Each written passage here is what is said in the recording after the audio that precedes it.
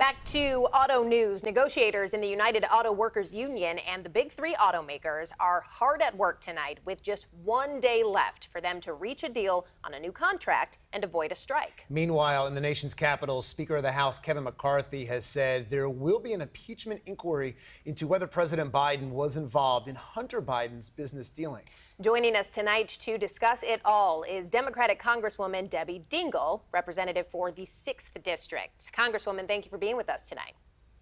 Thank you, and it's good to see you both. You as well. So we are down to the wire here, and still no word about any big deals being made with the auto workers. We've also heard that you are planning to attend the solidarity event with the union on Friday. So does that mean that you do expect a strike, some kind of strike, to begin tomorrow at midnight?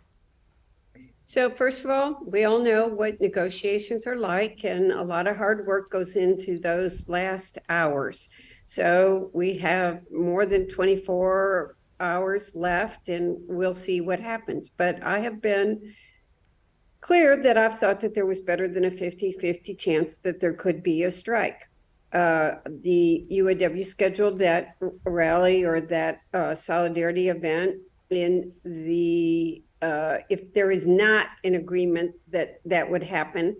And they have also said that they do not want to harm money being raised for children's charities. So I'm living hour to hour like I think everybody else is right now. I know that there are a lot of very serious issues on the table. I'd like to see it settled, but the workers are really fighting for the future right now and the future of the auto industry as we are in these times of transition. Congresswoman, yesterday you put on Twitter, or X, whatever you want to call it right now, that if they go on strike, all Americans will be reminded just how important these auto workers are to this country. Are you in favor of a strike for them to be able to hopefully get what they need? Look, I would like the auto workers to get what they need without having to go on strike or to reduce their pay. And they're fighting for things like cost of living increases, which quite frankly, they gave up in 2008 and 2009 when the industry was in trouble. They're fighting to eliminate tiers.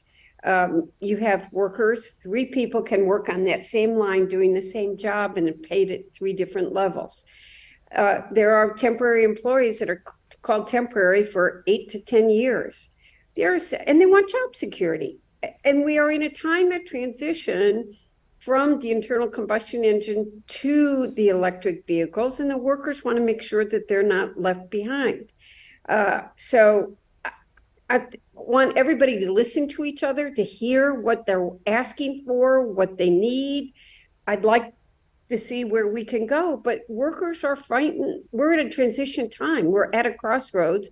And I think in my lifetime, I'm not old, but I'm seasoned. These are probably the most important set of UAW negotiations I've witnessed. Now, the automakers have said repeatedly throughout this process that any deal that they're going to come to with the union must allow them to remain competitive. Are you at all concerned about their ability to do that and about the future of American-made cars if this deal is reached? I care desperately about keeping the American auto industry competitive. But I'm going to tell you, when I hear someone like President Trump give a speech last week and say all electric vehicles are going to be made in China, that means we're not competing. We are at the forefront of innovation and technology. And we are good. I want those cars, those vehicles of the future built here in the United States of America by American workers with good paying union jobs. We're competing with countries that don't pay a decent wage. We're competing with countries that times we need trade agreements that are going to make sure that we're competing on a fair and level playing field and not competing with people that don't have labor standards, environmental standards, pay enough money for a family to be able to support himself. So there are all these issues that we are balancing, but I believe that we can have a competitive industry. We can pay workers a decent and fair wage, and we can show the world that we still are leading them in innovation and technology. Let's switch gears now. Speaker of the House Kevin McCarthy announced an inquiry into the impeachment of President Biden. What is your reaction? It's a straight political move. It's clear why he did it, not even tried to hide the fact that he's trying to get votes for the appropriation process and the budget. And unfortunately, even today, we were scheduled to consider the defense appropriations bill, and he can't get the votes in his caucus to even allow it to be considered.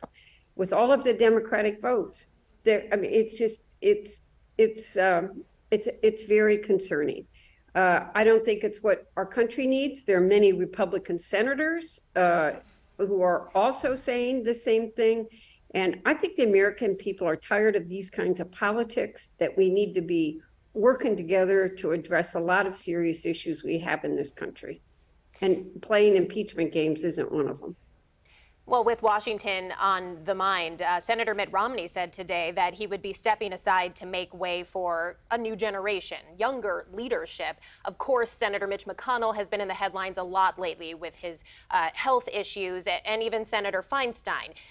Do you think that conversation about age or health is an appropriate conversation worthy of being had right now?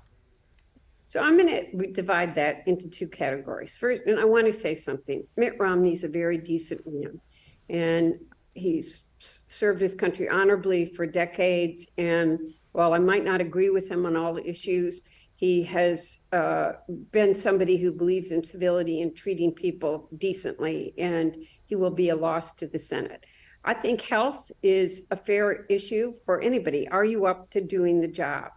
And I think that can be an issue for somebody in their 40s, and I think it can be an issue for someone that's older. I think the people that are electing that candidate need to decide whether they think that person's up to the job. People have asked me about age limits. You know what? We have a representative government, and representative government means that we're representing everybody. And seniors have as much a right to be represented as a young person does. So I think it's very important that people engage, that they pay attention to who they're voting for, what they want that person to represent. Will they do the job that they want them to do? But I think we have elections every 2 years, and that is the process. That's term limits to me. If you don't do the job, you should be voted out of office. Congresswoman Debbie Dingell, thank you for joining us tonight to discuss these multiple key issues going on right now.